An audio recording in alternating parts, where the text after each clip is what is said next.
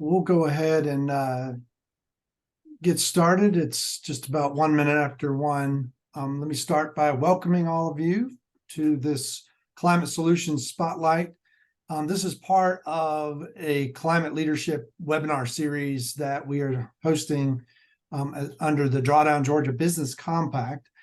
And so we're thrilled to have you all join us this afternoon, and happy to introduce you to two companies that have joined the Drawdown Georgia Business Compact and are bringing their experience and expertise to this collective effort in trying to find climate solutions to reducing greenhouse gas emissions in Georgia. So I'm David Eady, the Director of Industry Engagement at the Ray C. Anderson Center for Sustainable Business, and we manage the Drawdown Georgia Business Compact. And I'm joined by Allison Bridges, my colleague, who's the program manager for the Drawdown Georgia Business Compact. And so I'm going to give the introductions, and then Allison later will facilitate a Q&A for each of the presentations. And so I want to just go ahead and introduce both of our speakers. We have Tristam Coffin with effecterra, co-founder and president of effecterra. And we have Joe Mearman, who is the CEO of Energy Efficient Technologies. And so we're going to let Tristam kick us off and with the introduction to himself and his company, and then we will have some Q&A after he speaks, and then we'll go to Joe for his presentation. So with that, I will pass it over to Tristam.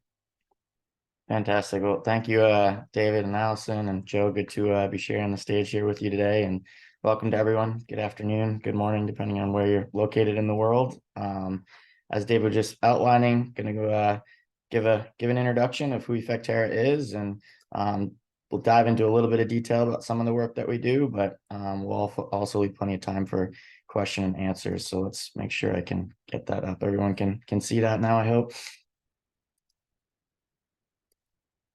All right, very good. Well, I will dive right in. So effecterra, we are a public benefit corporation. We're a global company, I guess you could say. We're a team of 13, but we're spread throughout North America, as well as three resources in particular over in the UK. So have a European presence. Large part of being a global company is trying to bridge the oceans wherever we possibly can. So taking learnings from places like Europe and trying to, again, implement them here, both stateside, but also around the world, given everyone is a little bit further on, call it the broader sustainability or climate journey than others. So we work in just about all 50 states, but again, we also have global contracts that we're working on, and again, really trying to bridge the gap. And really, the reason that we're doing this work is because we recognize that there's an urgency. We want to be collaborative. We don't believe any one company can solve the environmental crises that we're facing into, largely the climate crisis, and we really want to make a sustainable impact. Not going to read through each and every one of these, but we are a mission-driven company, and our mission, what you see squarely in the middle here, is taking a collective approach, joining both talent and technology to provide action, not just advice, to accelerate climate solutions globally at scale and pace. And I'll get into why we say not just advice and how we look to accelerate those climate solutions here as we get through the presentation. Again, as I mentioned, we are a mission-based company, so we do have our values that we outlined. I won't again go through each and every one of these, but given that this will be recorded, I'm happy to also share the presentations. You get to know us. But also feel free to, of course, visit our website where some of this information lives. But one of the things that we oftentimes touch on, and I will outline again, is that collaboration is critical. We don't, again, believe any one company can solve all the issues that we're facing into from an environmental perspective. And we find that collaborating is far more effective than competing. And even though I'm a very competitive person, it's really important that we come together. So one of the things that we oftentimes lean into is building consortiums to help solve some of the problem statements that we're working on. So excited to be having this conversation with all of you today in such a collaborative environment. Some of the other areas just touch upon is We are agnostic, so we'll talk a little bit about the work that we do, but we don't sell anyone's products. So we will work on climate tech development and commercialization, but we'll never sell that product. We like to take a very engineering and scientific based approach in terms of how we're promoting solutions to solve problem statements. One of our taglines is, in principle, we are consultants, but in practice, we are a technical solutions group. You'll hear me say pragmatic quite frequently throughout the discussion here today, but we really do like to take a pragmatic approach. Most of our team does not come from a consulting background. Most of us have been practitioners. For example, myself, I spent the majority of my career working at Whole Foods Market on our store development and real estate team, overseeing sustainability, both in the built environment operations, engineering coordination, facility management, environmental compliance. And really the reason I went into this space is because I wanted to take a more kind of forward-thinking, pragmatic approach to quote unquote consulting and really help organizations get from where they are today to where they need to go, not by just providing a strategy, which often coming from the owner operator side can sit on people's desks and collect dust, but really be embedded and help those that are working to solve some of the critical issues within their organization or are bound do so in an effective and pragmatic manner. And that's the approach that we've taken with our team. So we like to say, again, we don't just offer advice, but we'll actually help you get from where you are to where you need to go. And that really focuses on our team of specialists that work with our customers and partners to reduce GHG emissions and make a broader impact across the sustainability space. I don't know, there we go. I don't know why that was highlighted there, but so to get into a little bit more detail about our services and how we function as an organization. Again, we're a growing team. We're about 2.5 years old. We're now 13. We expect to probably be between 15 and 20 within 2024 timeframe. Our unique value proposition is that we take a very technical approach to sustainability. Most of us have an engineering background. So again, we're not just talking about strategy. We do dive fairly deep into the technical aspects of the work that we do. That's kind of our front end approach. Our back end approach is that we also have deep engineering expertise on the team, and we actually do technology development. When I say when we actually do technology development, what I mean by that is we will work in a number of different areas. We have a niche expertise in advanced refrigeration and HVAC, namely in CO2 systems. But we also work across everything from controlled environmental agriculture to smart building technologies. A lot of what you see in this kind of flower petal diagram that I'll come on to here in just a moment, but will help organizations that are working on what we'll call climate tech solutions develop and commercialize those solutions. Again, taking an agnostic approach, so we don't sell those solutions. Instead, we help the companies break down the barriers, understand the market, and move their solutions forward so that they can actually take real action in different sectors and help us do exactly what we're all talking about and draw down carbon and other greenhouse gases in the atmosphere. Some of the areas that we work in are everything from GHG accounting, again, more on the technical sustainability side of things, to scaling climate tech and prop tech solutions across the board, and then kind of everything as you see going around this flower petal diagram. One niche area of expertise that we have is in refrigerants, which I'm going to chat a little bit more about today, largely because it's, in our opinion, a very under-leveraged opportunity as it relates to driving greenhouse gas reduction, mitigation, or elimination in every sector, not just specific sectors. Some sectors that have gotten more attention in this regard have certainly been areas like commercial refrigeration, but refrigerants are literally a part of everything we do on a daily basis and are continuing to grow. So we'll talk a little bit more about that here in just a moment. So more specifically, as it relates to our services and work, so you kind of got a context of who we are and the type of work that we do. We set out early days with a fairly non-prescriptive set of services. Instead said, what's your problem statement? Here's our background. How can we help?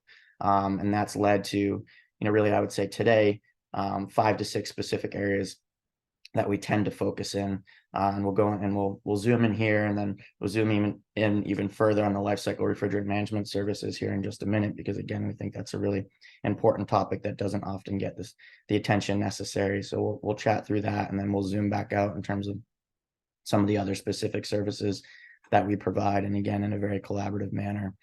So the first is which is strategy implementation services for net zero and circular economy. So really a lot of that comes into using data to drive decision making. So whether it's GHG metrics or circular economy metrics, so focusing in on waste, to really build a roadmap for folks to understand what the barriers, but also the opportunities are to get from where they are today to where they need to go to either hit their science-based targets or the like, or in the case of circular economy, to actually implement a circular economy program that can really execute on reducing and or eliminating waste. Next area that we'll focus on is life cycle refrigerant management services. I'm not going to go into a whole lot of detail on that one just yet, because I want to review that one more broadly here in just a moment.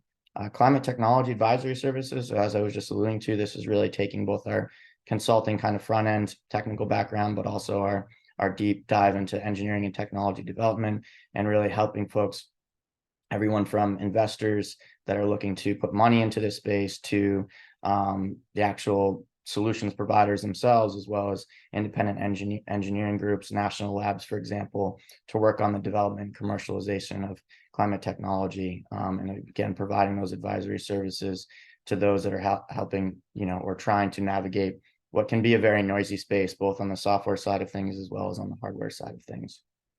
And we'll actually dive deeper into, as I mentioned before, technology development, product strategy, where we see white space.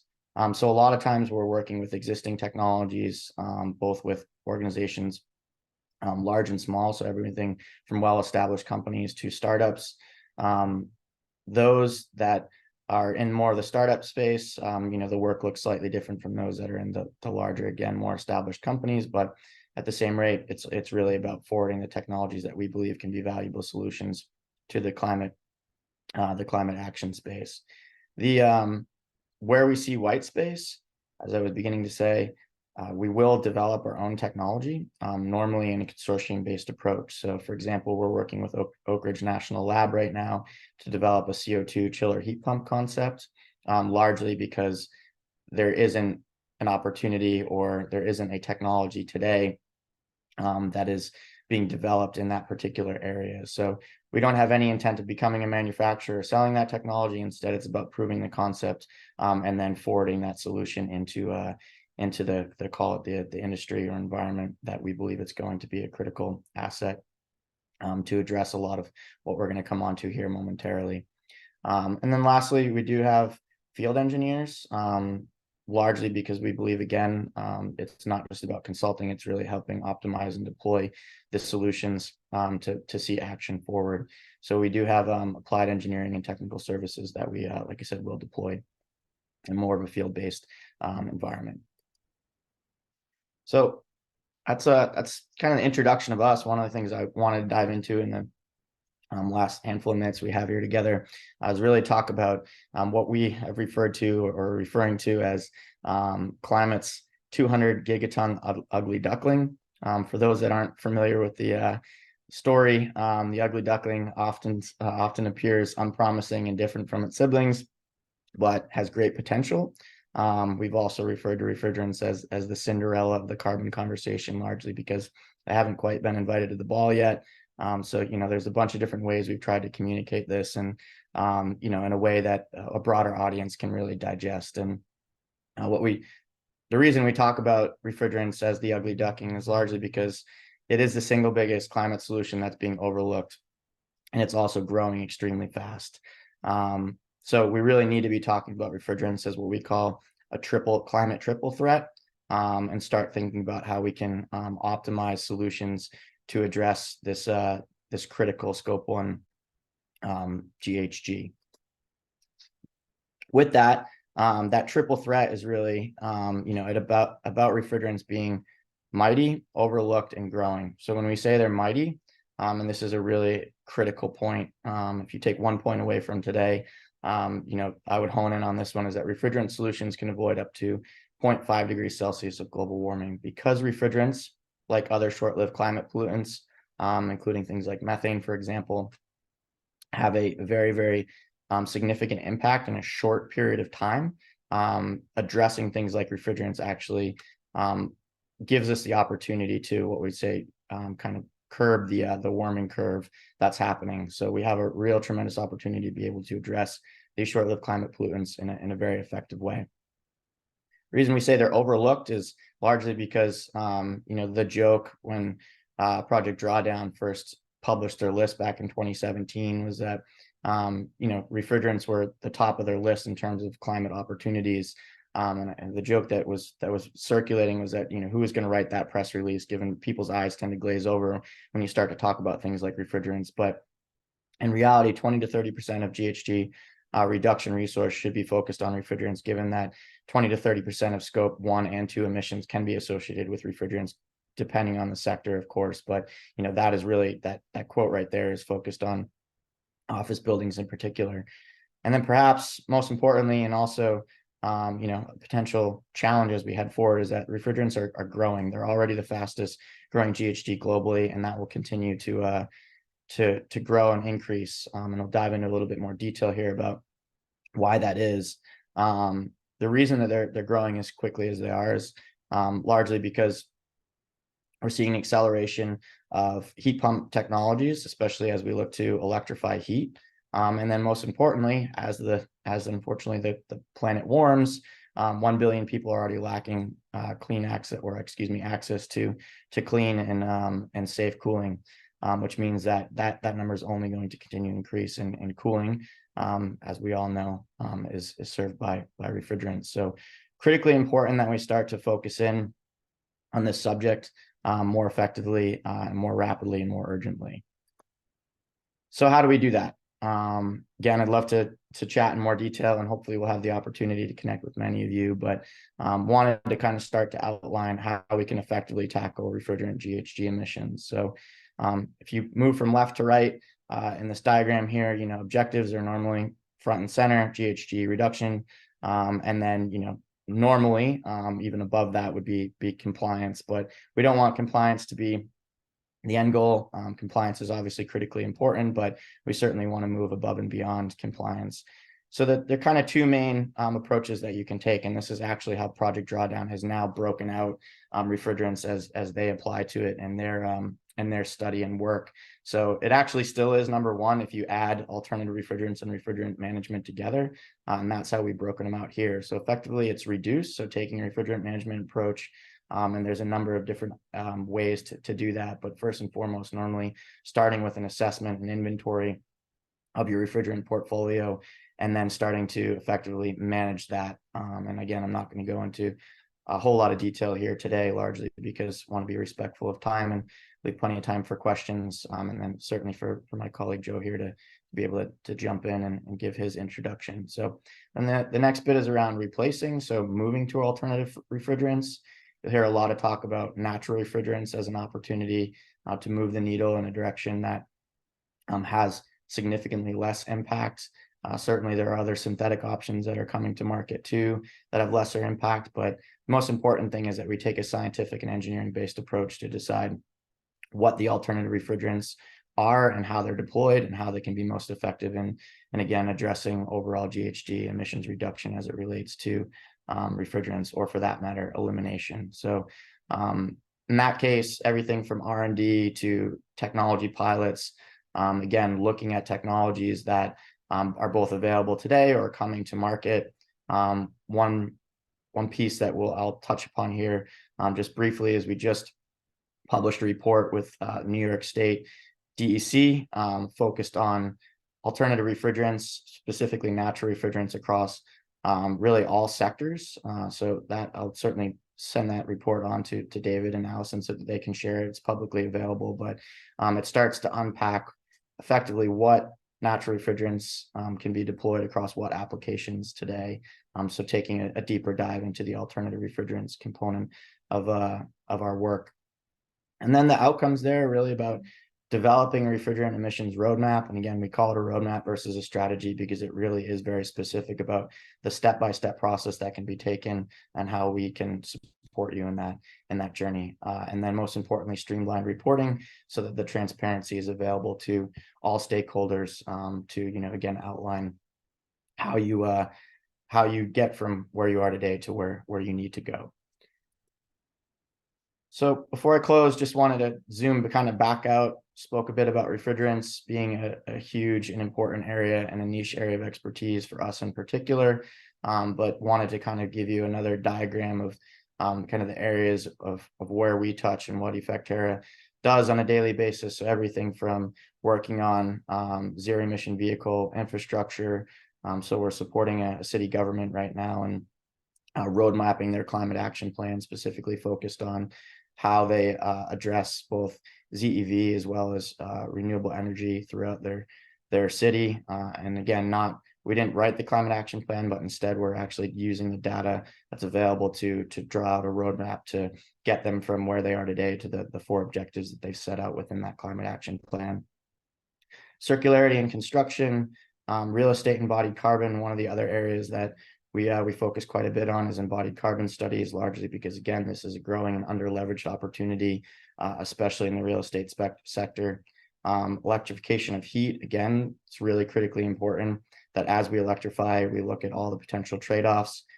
We wouldn't for a second encourage that folks slow down on the electrification curve. Instead, that we take a more thoughtful approach and tie refrigerants into that critical nexus of how we move forward with our GHG emissions reduction efforts.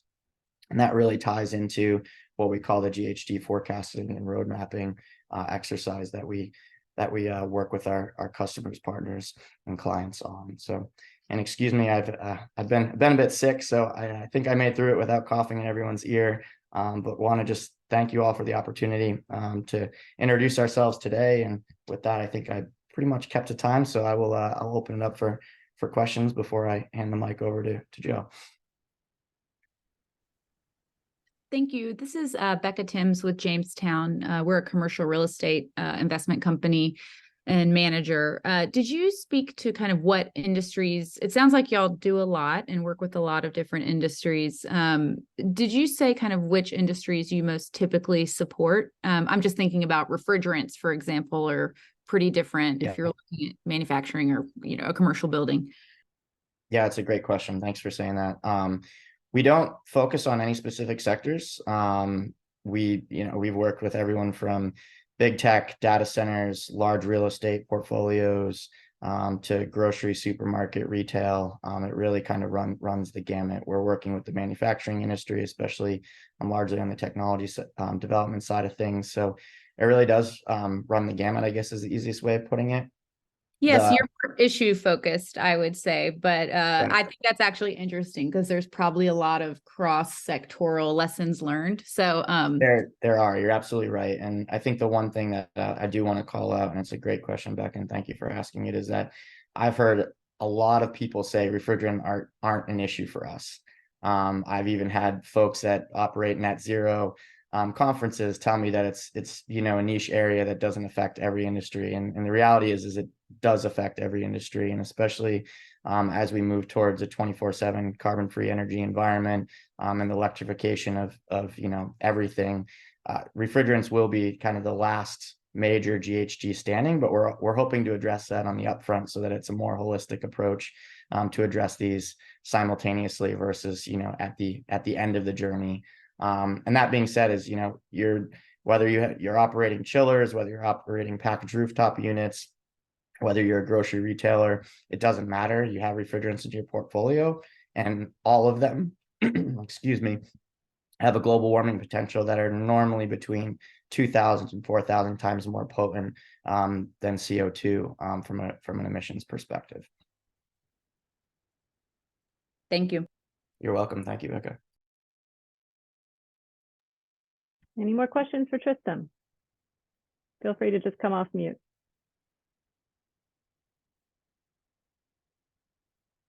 All right, well, we can always circle back to more questions at the end. And now we can go ahead and turn it over to Joe.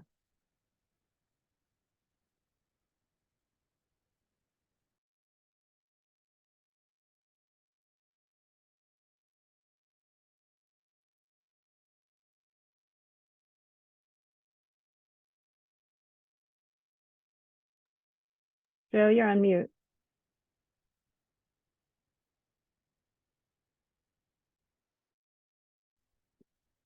Thank you so much. Sorry about that. Okay, we can see our screen here, right? Yep. Thank you. So Joe Mearman, Energy Efficient Technologies. We spent 20 years in Navy research and development on technology insertion to make things more efficient. So reduce energy use, fuel usage, reduce operation and maintenance costs. And after 20 years, we decided that the next crisis and one of our passions was in climate change.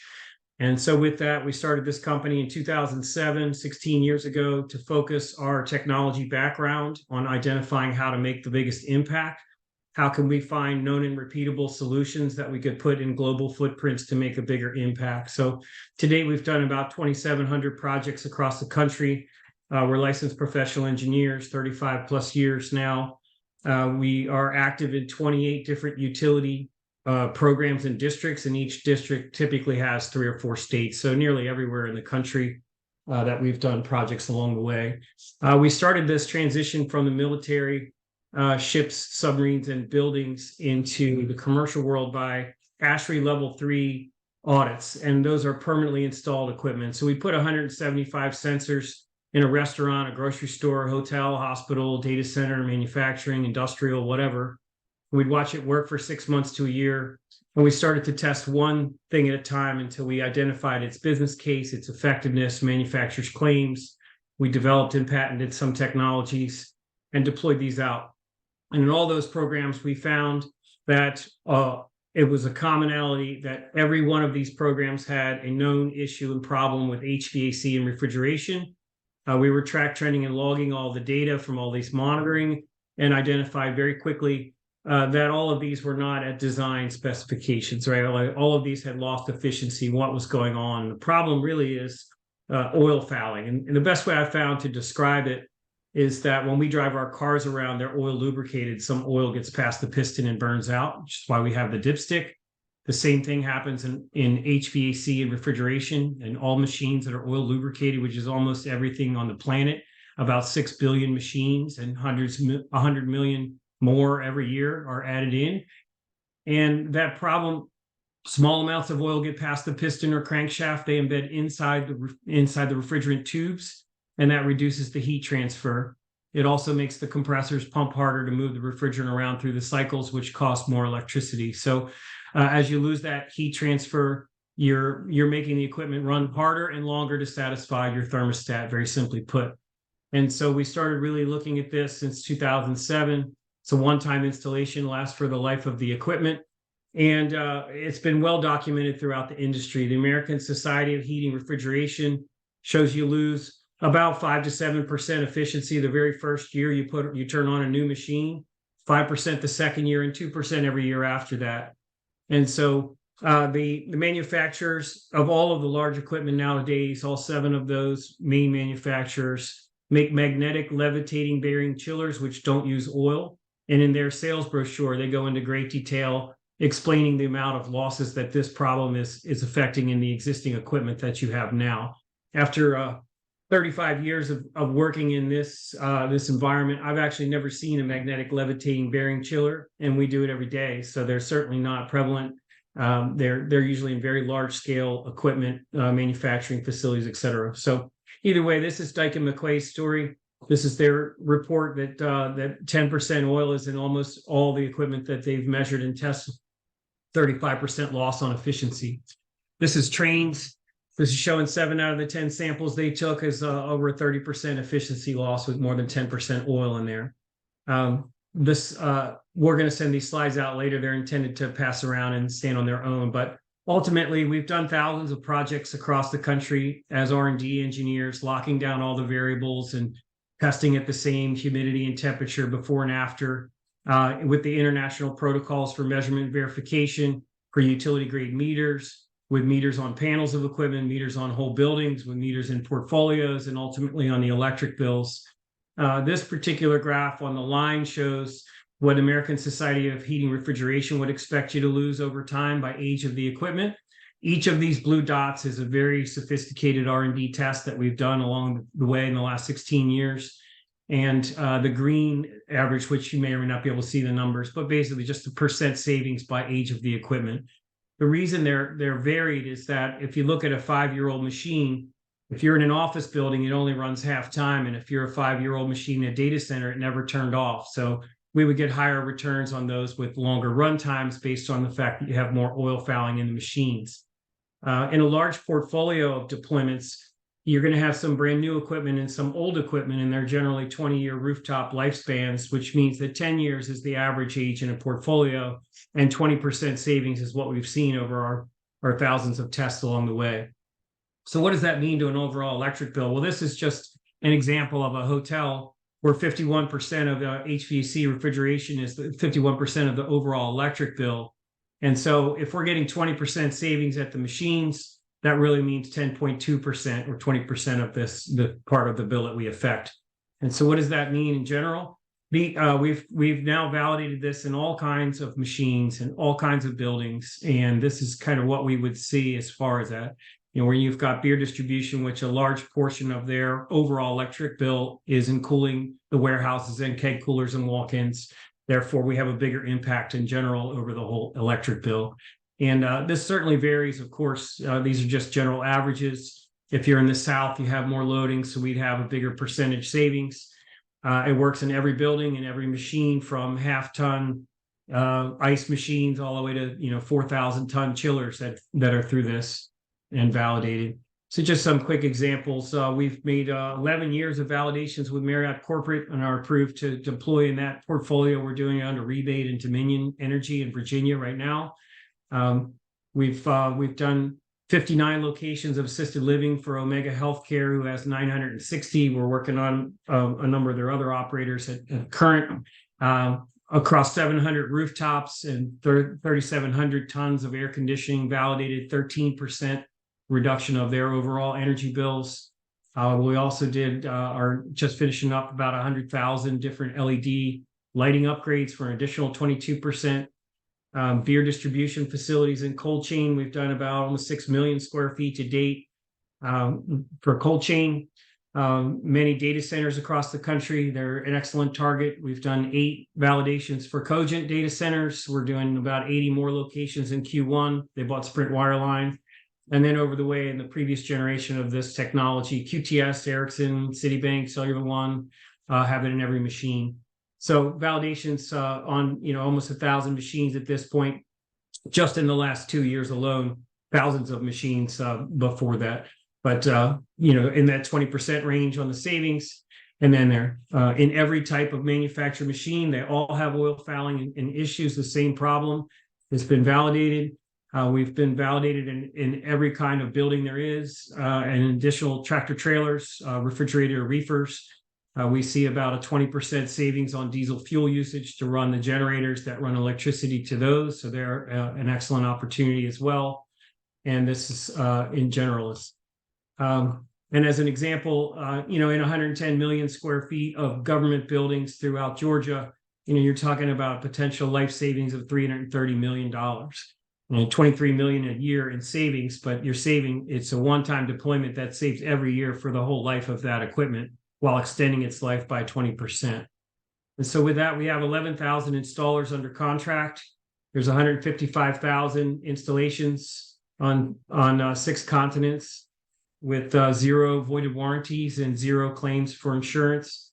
It's been tested by all kinds of independents, Underwriters Laboratory, Department of Energy, Federal Energy Management Programs, Energy Australia, and the list goes on, and as well as Texas Oil Tech. It's compatible with all refrigerants, including the new ones, CO2, that we were talking about earlier in these presentations.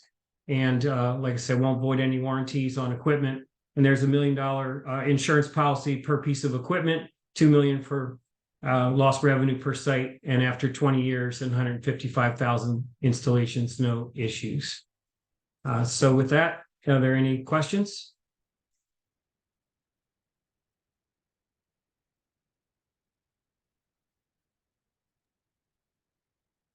Any questions for Joe on this strategy? Hey there, quick question. Is cryogen a refrigerant, or is it like a cleaner in the cooling loops? Yeah, so good question. It is it's not an additive. It does not change any of the characteristics of the oil or the refrigerant. This is a surface science. It's a liquid nanotechnology. It's injected while running. It was invented by the same inventor that was on the team for Mobil 1 synthetic motor oil 30 years ago. He was also on Duralube for heat transfer in NASCAR. This is simply, it's a liquid nanotechnology. It's very small particles, but stronger attraction.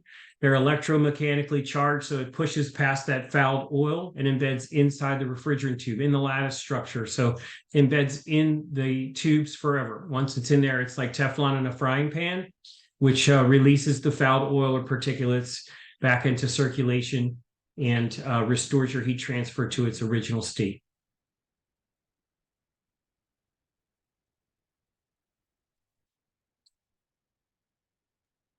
Thank you. You're welcome. It's pumped in 1 ounce per ton. So if you had a 20-ton rooftop, it'd be 20 ounces of product pumped in a standard refrigerant pump that most techs have on the trucks. It takes about 15 minutes per machine, about 30 minutes for chillers, and we see full savings within 24 hours. Anybody else have a question for Joe? Feel free to write it in the chat or just come off mute. Joe or Tristam, either one.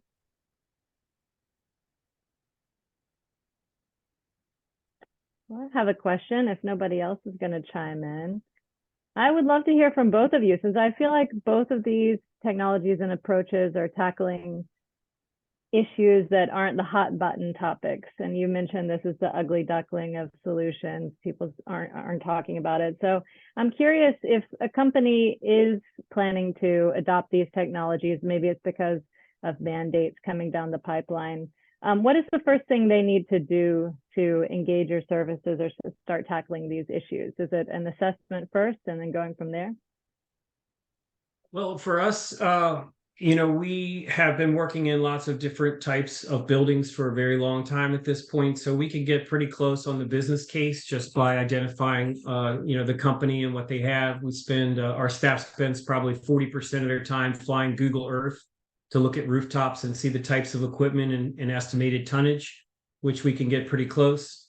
If we want to get closer, we would just get an equipment list out of the building, or we'll send an engineer out to collect that up, which is just the nameplate data, make, model, serial number for this Cryogen X4 product. Although we do have 200 technologies and process changes, this is the one with the biggest impact, with the fastest payback. And so just engage. You can either go to our website, e2t.com, and send us a form, and we'll engage and put together the business case for you, or give us a call either way. Tristam? Yeah, thanks, Joe. Just add, in terms of getting in touch, plenty of different ways. Certainly reach out and look forward to having further conversations. But in terms of starting point, we really like to meet folks where they're at in their journey. And some folks have not paid any attention to refrigerants because they haven't had to. Others have only focused on compliance related kind of initiatives. So I guess, looking at previous refrigerants and the kind of cycle of transition that we've gone through here as a result of global compliance, but also federal. So most folks have probably focused on, call it the CFCs or HCFCs. So think things like R11 or R22, for example, in those two respective categories. And the reason that they've been focused on those is because as of the result of the Montreal Protocol, which was meant to address those particular refrigerants, largely because they have what we'll refer to as ozone depletion potential, or their ozone depleting substances. Those have been the main focus of attention. Here more recently, with both a global amendment to the Montreal Protocol, but also more attention on refrigerants, and particularly hydrofluorocarbons, which were the replacement for those ozone depleting substances. They are now the center of attention, largely because they have an extreme global warming impact. I mentioned before that they're anywhere between 2,000 to 4,000 times more potent, and in some rare instances they can be up to 10,000 times more potent, depending on the type of gas that we're talking about. So as that focus kind of comes into everyone's line of sight, they're the lion's share of what's out there in applications today. So whether it's chillers, packaged rooftop units, commercial refrigeration, you name it, that's what's being deployed. So most folks haven't started to really take a keen focus on addressing those refrigerants, but whether it's because of regulation or it's because of climate targets, we'd argue that the climate targets and the compliance, there's a way to kind of marry the strategies to make sure that you're trending in the right direction, but also to, a lot of the points that Joe made, it's not one or the other, right? It's not about focusing on efficiency of these applications or focusing on the direct emissions associated with them. It's both, right? And trying to do that in a simultaneous parallel manner, so that, again, you're kind of checking all the boxes. And it's really about, again, meeting folks where they're at on the journey. So if they have an inventory, great, that's an awesome place to start. And it sounds like that's a great place to start for both Joe and us, right? Because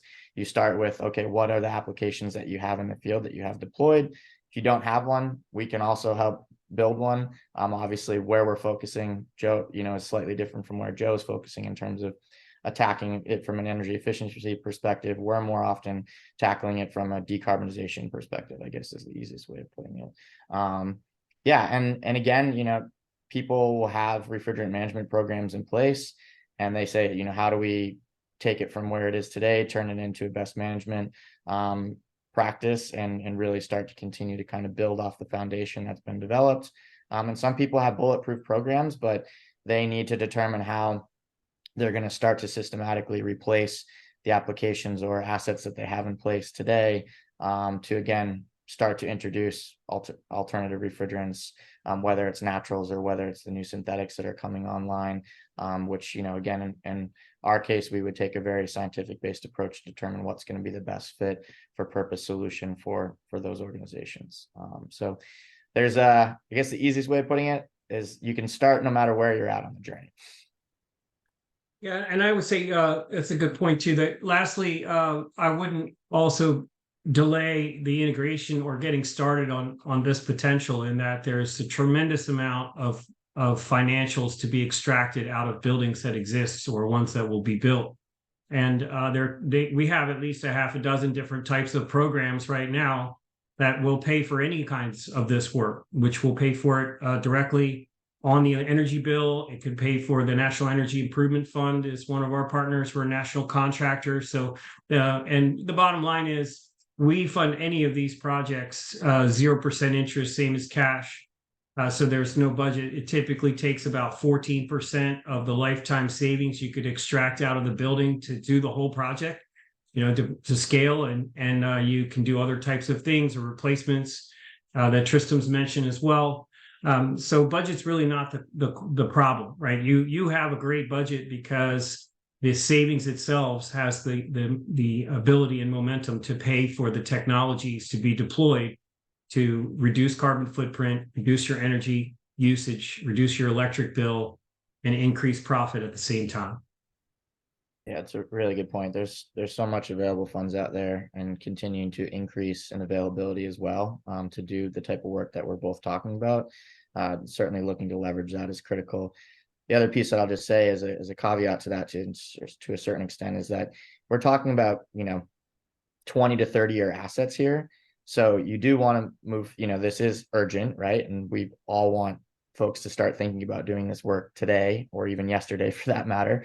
But it is really important to make sure that the approach that you're taking is well thought out, largely because, if you put in a 20-year asset tomorrow, the last thing you're going to want to do is have to replace it again within its lifetime. And if that 20 years doesn't align with your climate targets, then that's a real possibility that you would have to potentially address that equipment again before its end of life. So taking a thoughtful, again, kind of forecasted roadmap approach is really critical in this conversation. Hey, this is Garrett Go Stack. ahead. Hey, and yeah, like I said in my chat, apologies. May have missed this in the beginning or just didn't catch it because I had to join late. But curious to both Joe and Tristam, if you all have any kind of like partnership model or how you work with utilities. I work for Southern Company and we work with Georgia Power and AGL, and just interested how you would approach that if you all have done that in any of the past projects. I would love to hear about your thoughts. ahead. For us, yes, we've, we're in 28 different utility programs, 20 different districts right now, over the years have been kind of escalating.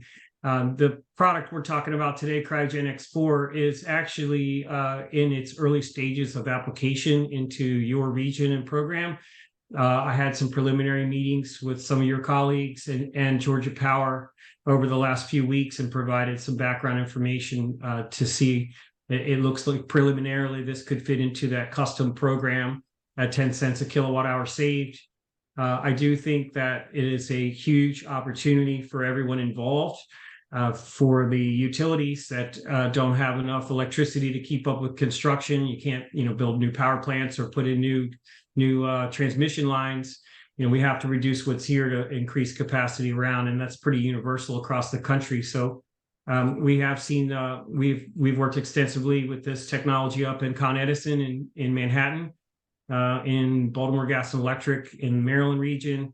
And we've been having discussions with probably 8 or 10 different utilities right now, given that, many people have already targeted LED lighting upgrades and some efficiency, where, they're looking for what's next. And this is really the next most impactful. So we're certainly interested to see if we can get that done. Yeah, and just answering for us, we have partnerships with a number of different utilities as well. Our focus tends to be more on customized programs, kind of pilot opportunities, proving out, let's call it, emerging technologies. We don't, not like Joe, we don't have kind of a specific solution in terms of an efficiency measure. So oftentimes, again, we're working with partners and collaboratively, both on the utility side and otherwise, to help prove out technologies. And again, but we've also worked directly with utilities to help them actually roadmap their impacts as well. So we kind of take a different approach to how we work with folks. Great. That's very helpful. I appreciate it. I was just curious if there are any of the companies that are on the call here that have had specific experiences with looking at their refrigerants for refrigerant use that you'd be willing to share. So maybe the good, the bad, the ugly experiences that maybe any of you have. Or just has anybody taken on that as a topic or as a solution set? Within yeah, go ahead, Becca. I'm happy to share, David. So Jamestown, as a owner of commercial real estate, we have refrigerants in our buildings. Our buildings typically have contracts with service providers that service the HVAC equipment and maintain refrigerant logs. I've been trying to get good, clean refrigerant data that's comprehensive for about a decade. And, there's particular building types where it's a little tougher. So grocery anchored retail, where each tenant might have their own contract with their own service provider for their own rooftop unit, for example, has been a challenge. And so we attempt to collect it every year, but it's not something that we've been able to kind of comprehensively include in our GHG emission statement. It is something that we get a little bit of flack from our third-party assurance providers for. But I do think, for real estate, it's, I think the materiality to some of the earlier points is a little bit different from real estate compared to other industries. But even I think about, it's like we've got grocery stores, for example. And so I would just say, I agree with a lot of the sentiments in terms of, I think there's no arguing that it's impactful in terms of, the global warming and ozone depleting potential. However, it's still kind of tough from a data acquisition standpoint. And I find that this is in kind of the DIY category. Like the software platforms don't really have a great refrigerant tracking methodology. So to the extent that we do it, it's in kind of like an offline spreadsheet. So that's kind of where we're at today, but I'm happy for that to improve. Yeah, no, that's you nailed it. You're not alone in that regard. I think it's a large part the reason we've existed and kind of leaned into this space, largely because unlike natural gas, electricity, refrigerants aren't metered, right? So you don't, collecting the data can be extremely challenging. And Becky, you outlined it well. There's also that split incentive challenge, whether you're a tenant or whether you're the landlord, right? There's a challenge in terms of where refrigerants fall, both in scope 1 and scope 3, but there are good solutions out there, including, excuse me, SaaS-based offerings. Again, we don't sell any of them, but we work with almost all of them to collect this data and get it into a platform that more effectively gives you the data you need to, one, drive decision makings, but also be more transparent with your stakeholders. We've been through the assurance process with a lot of the third-party providers on a number of occasions and helped educate them on, you know, what the reporting actually means and how it can get better with the folks that we work with. So it's but there's definitely a learning curve there, to say the very least. So great comment. Awesome. Yeah, thanks, Becca. Anybody else have any experiences trying to tackle this area?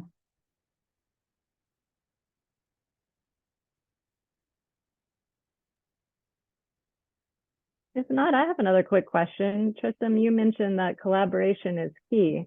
And as you know, this is a net zero business consortium. And I'm wondering, so far we've been talking about kind of direct solutions for companies individually. How do you envision the collaboration that you're part of in moving the needle on refrigerants? Yeah, it's a great question. Well, even to, you know, a lot of what Joe was talking about, I'm interested in having a further conversation with Joe now that we got to know each other a little bit further today. But yeah, I mean, and it takes a village is the easiest way of putting it. And, you know, there's a number of different solutions that are focused in different areas or different, let's call it emissions reduction strategies. So, you know, whether it's focused on the energy efficiency, whether it's focused on electrification, whether it's focused on renewables, the whole portfolio, and kind of looking at how you start to address both the operational emissions as well as the embodied, but then down the supply chain, right? And I don't think there's not one single company out there that I know of that does it all. And I think it's instead a matter of working collaboratively and taking a kind of integrated approach. You know, the green building space has been talking about integrated design for, you know, almost 2 decades now, right? With the original LEED accreditation process and so forth. And I think from addressing an existing building space as well, it's critically important that we take kind of an integrated collaborative approach to address all of the above that we've been talking about today. And again, largely because there's a lot of potential trade-offs, you know, call it the nexus between, again, refrigerants and electrification, for example, but also energy efficiency, right? If you're going to be starting to think about either changing, upgrading, or addressing your assets, whether it's at the equipment level or at the building level, it's critically important that you think about what those trade-offs could be. And it's not to say that we want to slow down the momentum in the direction that we need to be going. So, you know, we don't want to say we don't want to get to a point where everyone's at a standstill because they're afraid to make a move. That's not where we want to go. Instead, we, like I said, want to work collaboratively with all the different partners, whether it's the service providers, whether it's the tenants and the landlords, whether it's folks like Joe and myself and plenty of other companies out there that offer parallel or even similar services to make sure, again, that we're trending in the right direction is critically important. And I think everyone has something to add. It's really, you know, one of the things that we say, you know, innovation can happen both on the technology side of things, but, you know, part of the way that we get to where we need to go is there's a lot of off-the-shelf solutions that already exist. It's really a matter of innovating in terms of how you collaborate and implement those off-the-shelf solutions to get from, again, where we are to where we need to go, whether that's, you know, a net zero goal or otherwise.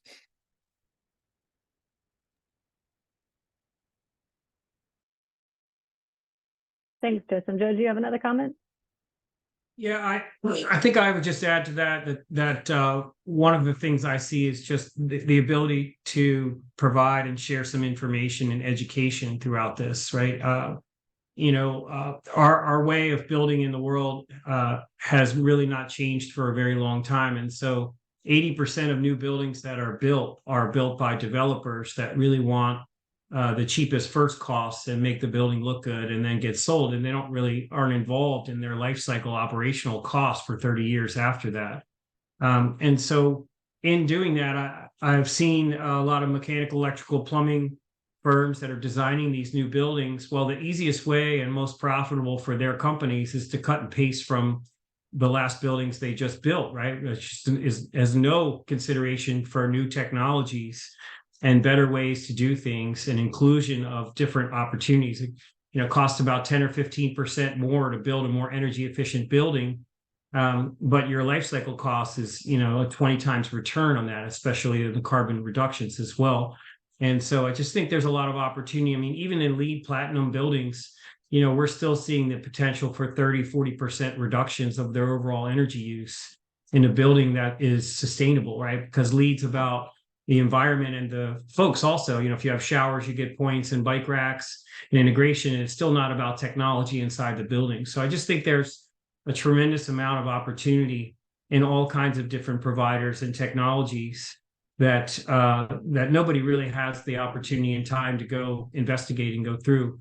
But I just think webinars like today's is one way and one method that collectively we can continue to get information for different industry experts that has the highest impact at the best financial returns and best carbon footprint reductions.